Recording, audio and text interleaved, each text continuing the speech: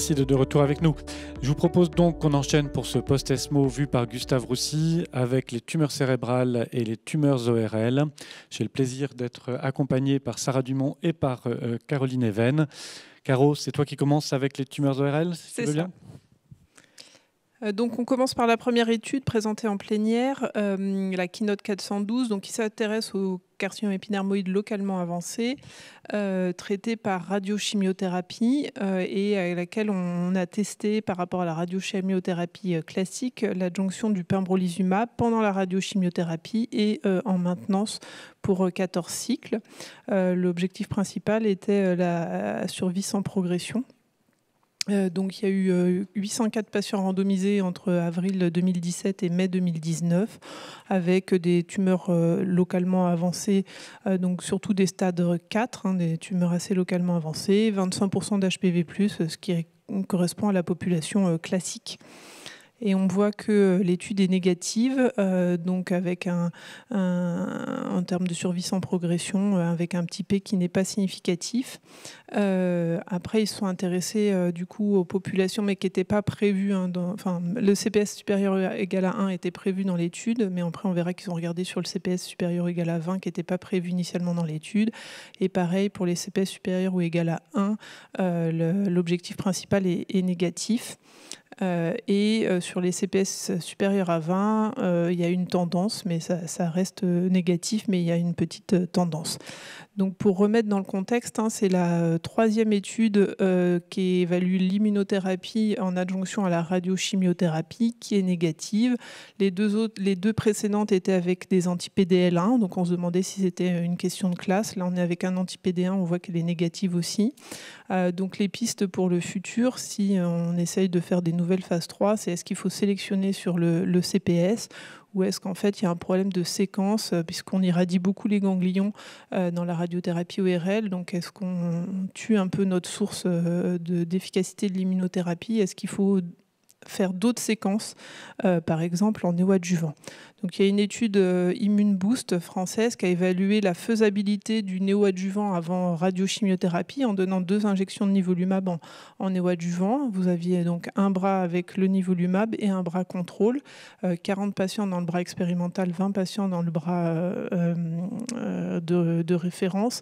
Là, on s'intéresse qu'à des tumeurs HPV+, de haut risque, et on voit, donc l'objectif c'était de voir la faisabilité, donc de pouvoir injecter le nivolumab, de faire la radiothérapie en délivrant la dose supérieure à 70 degrés sans faire de pause et pouvoir délivrer le cisplatine à la bonne dose. Et on voit quand même que dans le bras expérimental, il y a un peu moins de patients qui ont la bonne dose de cisplatine. Ça ne paraît pas être des tox liés à l'immuno, mais ça pose quand même des questions sur la faisabilité correcte de la radiochimiothérapie derrière. En termes de réponse tumorale, ça semble équivalent dans les 2 bras. Après, on n'a pas encore assez de recul pour la PFS, donc on va attendre les données de PFS. Maintenant, on passe au carcinome épidermoïde ORL récurrent et métastatique. Notre standard en première ligne, c'est le Pembro en monothérapie ou Pembro avec sel de platine 5FU. Là, c'est une étude de phase 4 qui s'est intéressée en fait à switcher le 5FU pour du paclitaxel, une drogue qu'on préfère en termes de tolérance et potentiellement d'efficacité. Là, on n'a que les taux de réponse. On voit que les taux de réponse sont à peu près équivalents à Pembro plus sel de platine 5FU. On n'avait pas de données de survie globale, donc on attend les données de survie globale. En termes de sous-groupes, alors les effectifs sont très petits, mais on voit qu'il y a plutôt un meilleur taux de réponse quand le CPS est faible. Donc on attend des données un peu plus matures de cette étude qui était non randomisée. Et puis, dernière chose, là, on part sur les tumeurs des glandes salivaires. On sait qu'il y a des fusions NTRK dans les tumeurs des glandes salivaires. Donc là, c'est un update sur l'efficacité du larotrectinib avec une efficacité très importante avec des taux de réponse à 84%. C'est des tumeurs qui ne sont pas du tout chimiosensibles, donc on n'a pas de réponse. Et on voit qu'on a des durées de réponse, 71% des patients qui sont encore en réponse à 36 mois, une PFS à 56 mois et un taux de survie à 36 mois de 82%, donc une molécule très intéressante et malheureusement pour laquelle on n'a pas le remboursement. Donc il faut inclure dans les essais avec les inhibiteurs de NTRK, mais donc pour vraiment montrer qu'il faut aller rechercher ces fusions NTRK dans les tumeurs des glandes salivaires, parce que c'est une grande opportunité de traitement. Peut-être pour rester sur ce point, est-ce qu'on peut espérer une mise à disposition en France à moyen ou à long terme, soit via une phase 3, sachant que j'imagine que c'est compliqué, soit via un autre système ? Sur une phase 3, c'est très compliqué parce qu'on n'a pas assez de patients. Et puis, je trouve que c'est même pas éthique de faire une phase 3 randomisée quand on sait l'efficacité. Après, il a été discuté, la NSM semble pouvoir accepter éventuellement comparer des données rétrospectives, ils font des essais comparer des données rétrospectives. Je pense que c'est un peu la piste, mais pour l'instant, ça fait quand même 2 ans que la larotrectinib a son AMM et qu'on n'est pas remboursé, donc c'est un problème. Ok, merci beaucoup. On passe aux tumeurs cérébrales.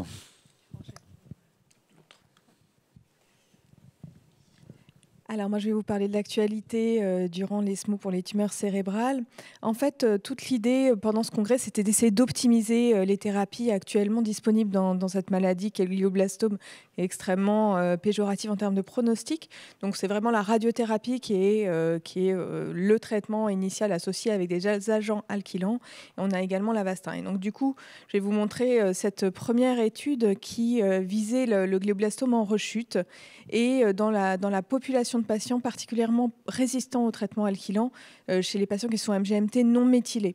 Et donc l'idée était de proposer une combinaison de l'homustine, qui est le traitement de rechute, associé avec un anticorps ciblant une protéine du stroma tumoral et le TNF. Donc en fait, c'est vraiment l'idée d'optimiser les traitements existants au mieux. Alors c'est une étude qui doit conduire à une phase 2, mais là c'était la phase 1 et les essais précliniques sur la souris qui ont été montrés.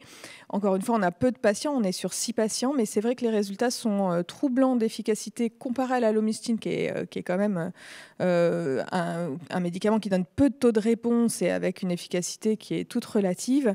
On a quand même 2 patients qui ont une réponse partielle, dont une réponse quasi complète, de stabilité prolongée.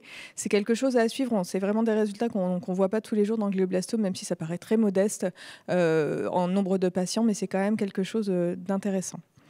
L'autre étude est une étude qui s'intéressait cette fois-ci à nouveau à la rechute, mais dans le cas de rechute suffisamment circonscrite et suffisamment à distance de la radiothérapie, donc éligible à une réirradiation. La réirradiation, ça ne se fait pas dans tous les centres, ça se fait dans certains centres qui sont particulièrement spécialisés, et c'est vrai qu'on l'a fait souvent avec un traitement par bevacizumab pour éviter la radionécrose, éviter la surchauffe, entre guillemets, d'irradier à 2 reprises au même endroit.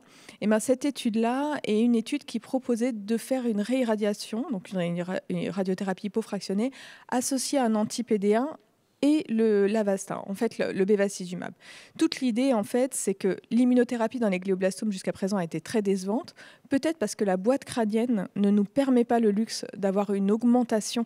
Voilà, si on compare avec les tumeurs ORL, où on fait de l'immunothérapie, on prévoit vraiment une augmentation du volume de la tumeur possible. Et ben, dans les tumeurs cérébrales, c'est quelque chose qu'on ne peut pas se permettre. Et donc l'idée de cette étude-là, qui ressemble à une étude qui est actuellement en cours de recrutement, qui est le Sterimgli, qui est réirradiation plus durvalumab, ben là c'était réirradiation plus anti-PD1 plus Avastin.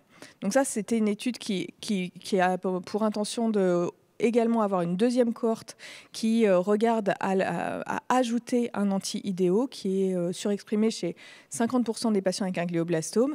Mais rien que la première cohorte, donc la cohorte qui est anti-PD1 plus bevacizumab, plus réirradiation, a été intéressante. Donc on est sur un faible nombre de patients, on est sur 24 patients. On est un peu étonné de la démographie parce qu'il y a plus d'hommes dans cette cohorte-là et finalement peu de patients MGMT méthylés, ce qui est étonnant puisque c'est forcément des populations sursélectionnées, des patients qui sont éligibles à une réirradiation. Donc ce sera attendu à avoir plus de méthylation du MGMT.